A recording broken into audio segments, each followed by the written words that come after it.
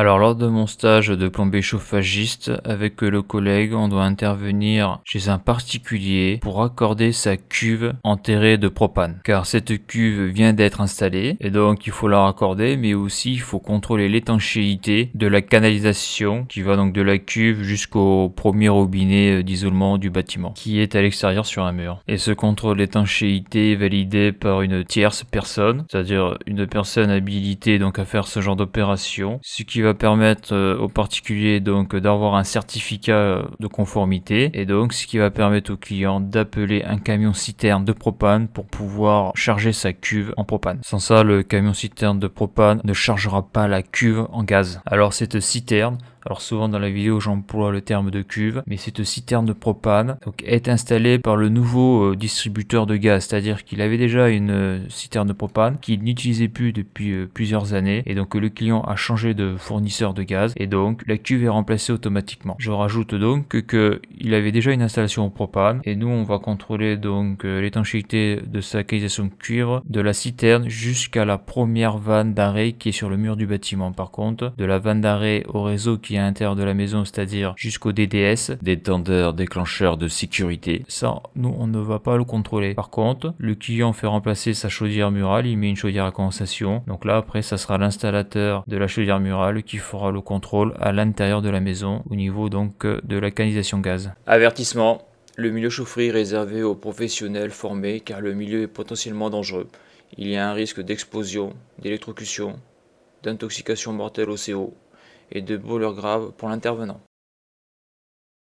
Alors une petite note avant de commencer, pour accorder une citerne propane, il faut que l'entreprise soit certifiée Caligaz, c'est-à-dire que l'installateur chauffagiste doit être certifié Caligaz. Donc la cuve est enterrée, on soulève le capot vert, donc l'objectif c'est de raccorder ce tube cuivre là ici. Donc là je vais faire le tour un petit peu des éléments que l'on peut voir sur cette citerne de propane. Donc moi je connais pas trop parce que en formation je ne l'ai pas vu. Donc l'entreprise pour laquelle travaille mon collègue est habilité à intervenir sur le gaz, mais lui d'habitude il ne fait jamais ce type d'intervention là. Il est plutôt cantonné à la plomberie et au chauffage, mais au niveau du dépannage il fait rarement des travaux neufs. Donc ça c'est pas du dépannage, c'est du raccordement suite à un remplacement de citerne à cause d'un changement de fournisseur de gaz. Donc ici là on a deux détendeurs, donc ça c'est le premier détendeur qui détend 1,5 bar. En sortie bouteille on est à 1,5 bar. Donc à l'intérieur de la bouteille il suffit de voir la relation pression-température du propane. Donc le propane c'est un fluide qui suivant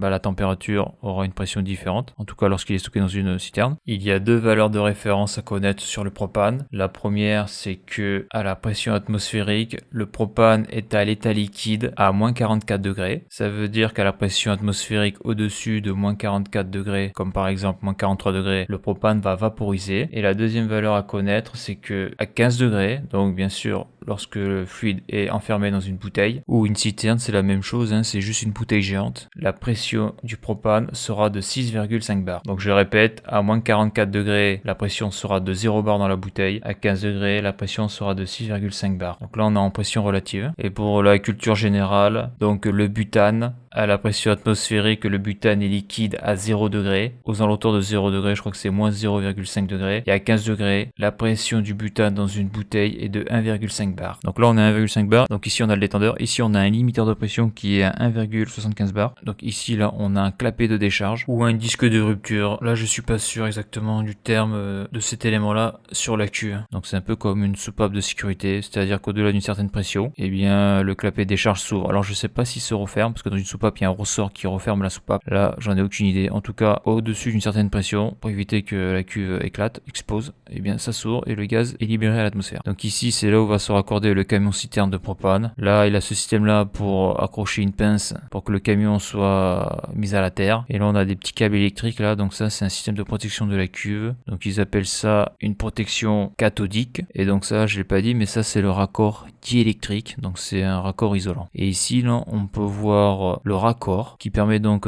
là il faut braser un tube cuivre qui permet de brancher un tube cuivre sur une citerne de propane et ce raccord donc l'écrou c'est du M20 par 150. Donc c'est pas n'importe quel type de raccord, hein. Et pour finir, là où il y a ma souris ici, il y a la jauge. Donc ça permet de connaître la quantité de gaz qui reste dans la cuve. Ici on voit qu'il y a une petite étiquette qui indique qu'à partir de 20%, il est conseillé d'appeler le distributeur de gaz. À noter qu'on peut rajouter sur ce type de cuve un module électronique qui envoie une alerte automatique au fournisseur de gaz pour être rechargé dès que le niveau bas de la cuve est atteint. Parce que là, si le client ne surveille pas sa cuve, eh bien, il peut se retrouver en panne de gaz. Alors qu'avec le dispositif automatique, eh bien, ça n'arrivera pas. Par contre, c'est une option qui est payante. Et donc, lorsque l'entreprise nous envoie sur cette intervention-là, le responsable nous dit deux choses: de prendre un raccord donc avec un écrou de M20 par 150, donc pour le propane, et de prendre du cuivre. Donc là, le collègue se pose la question comment rentrer le tube à l'intérieur là. Donc, lorsque l'on soulève le capot de protection, on a accès à cette indication-là. Donc, pour le raccordement, donc orienter la tête, donc ça, on n'y a pas touché. Vérifier la présence du limiteur de pression et du raccord isolant. Bon, ça, c'est livré avec la cuve. Tout ce que l'on veut, c'est passer tube cuivre. Voilà, donc perforer la cloison du capot et passer la canalisation de sorte à effectuer une boucle de compensation. Donc la boucle de compensation, c'est important parce qu'au départ, nous, on faisait pas ça. Donc ça, je vais en parler après. Donc là, ce que l'on fait, là, donc là avec le perfo, quoi, avec la perceuse, on perce un trou là. Donc on déterre un petit peu le tube cuivre. Donc on voit que c'est un tube cuivre qui est protégé, qui est sur un lit de sable. Donc il est après recouvert de sable. Donc une fois qu'on est là, donc le collègue avait pris donc du cuivre et des coudes et il voulait faire quelque chose en rigide. Donc là, comme je l'ai dit, là, on fait le raccordement de la citerne sur l'installation du particulier, mais aussi on va faire le contrôle d'étanchéité. Et donc il y a une personne qui est avec nous, qui est habilitée donc à contrôler ce que l'on fait et donc à signer un certificat qui va permettre donc au particulier d'appeler un camion citerne de propane. Et donc le livreur, pour charger une cuve, il a besoin de ce papier là, sans ça il charge pas. Et donc là la personne nous dit que ce que l'on fait c'est pas bon, il faut prendre du cuivre, il faut le recuire, il faut prendre du cuivre recuit et faire une lyre. Donc ça, moi je ne le savais pas et le collègue ne le savait pas non plus. Donc ce qu'il a fait, c'est que comme il avait du tube écroué, donc il l'a recuit au chalumeau, il n'avait pas le choix, et après il a fait cette lyre là. Donc ça, il fallait le savoir. Donc quand tu dois intervenir sur le raccordement d'une cuve au propane, donc une cuve GPL, hein, donc gaz pétrole liquéfié, eh bien tu dois faire une lyre. Et pour faire cette lyre, il te faut du tube recuit et ce raccord spécial, donc qui a un écrou en M20 par 150. Mais ça, on ne le savait pas. Donc la fonction de la lyre, c'est si jamais la cuve bouge un petit peu, eh bien c'est pour éviter d'arracher le cuivre. Principalement c'est pour ça, parce qu'après oui, si on change un élément, peut-être qu'il faudra couper le cuivre, rebraser, mais bon, ça c'est pas un souci. Donc la fonction première de la lyre, c'est ça, c'est s'il y a un petit mouvement de terrain, c'est pour absorber ce mouvement de terrain là sans tout arracher. Faut que ça reste un petit peu souple, d'où la lyre. Donc là, ce que l'on peut voir, c'est la plaque signalétique de la cuve. Donc là, ce qui est intéressant à voir, c'est que la cuve date de 2001, elle a été installée en 2017 et on voit que, bon, là on voit ici là l'épreuve, donc ça a été fait en 2001 aussi. Donc on voit la CODAP 95, c'est le code français de construction des appareils à pression, donc catégorie B. La capacité de la cuve est de 2410 m3. Là on voit S 14 bars, donc c'est probablement la pression de service qui est de 14 bars. D'après mon application, la relation pression-température du propane à 14 bars, donc ça équivaut à une température de 43,9 degrés Celsius. On voit que PE 21 bars, donc ça doit être la pression d'épreuve. La cuve a dû être éprouvée à 21 bars, donc je pense que le clapet de rupture doit être aux alentours de cette pression là. Donc là on voit que c'est une cuve pour le fluide propane. Donc là on a une température mini-20, température maxi plus 105 degrés. Donc à noter que ces cuves appartiennent au distributeur du gaz. C'est un peu comme les box internet, ça appartient aux fournisseurs d'accès internet. Alors maintenant qu'on a raccordé le tube cuivre sur la cuve propane, on va faire l'essai de résistance mécanique et d'étanchéité à 3 bars. Donc là il y a une procédure à suivre. Donc la procédure, je vais la lire parce que nous, ce que l'on a fait, c'est pas tout à fait ça. Donc nous on sait pas vraiment ce qu'il faut faire lorsqu'on intervient sur le site. Il y a quelqu'un, comme j'ai déjà dit, qui est habilité à faire ce genre de certificat et donc la personne nous donne le matériel pour faire la mise sous pression et nous dit ce que l'on doit faire. Donc là, lorsque je lis la procédure officielle, je me rends compte que c'est pas tout à fait pareil. Donc je vais la lire et on va voir que ce que l'on a fait est pas tout à fait identique. Alors le mode opératoire. L'existence de 2 niveaux de pression dans les installations propane amène à effectuer les essais de résistance mécanique et d'étanchéité en 2 temps. Donc 1. l'installation comprise entre la sortie du limiteur de pression et les entrées des détendeurs déclencheurs de sécurité. Donc les détendeurs déclencheurs de sécurité, les DDS, c'est à l'intérieur de la maison. Donc essai de résistance mécanique et d'étanchéité 3 bars. Donc vérifier que la multivalve du réservoir ou les robinets de bouteilles sont fermés. Donc c'est le cas ici. Désolidariser la tuyauterie à l'entrée de chaque détendeur déclencheur de sécurité et bouchonner celle-ci. Donc comme je l'ai dit là, du tuyau, on voit une vanne qui est à l'extérieur de la maison, cette vanne est fermée. Donc la pression que l'on va mettre va s'arrêter donc à cette vanne et ne va pas aller à l'intérieur de la maison. Donc de la vanne à l'intérieur de la maison, nous n'avons pas contrôlé l'étanchéité du réseau car c'est un réseau qui est déjà existant. En réalité là, la cuve, elle est remplacée, mais avant il y avait une autre cuve d'un concurrent, il me semble, et qui n'était plus utilisée depuis plusieurs années. Après, déraccorder la tuyauterie de la sortie du limiteur de pression et raccorder le dispositif d'essai. Donc ça, on l'a pas fait parce que comme on peut voir sur la photo, mais je vais en parler après, on a raccordé donc le dispositif d'essai. En réalité, c'est une bouteille de propane et on va injecter directement 3 bars dans le tube. Et là, comme on peut le voir sur la photo, on se raccorde à l'entrée du détendeur. On se raccorde en amont du détendeur, mais je vais en parler après. Vérifier que les organes de coupure intermédiaire, s'ils existent, sont bien ouverts. Nous, on a fermé la vanne du réseau existant qui allait à la maison, donc c'était un réseau qui était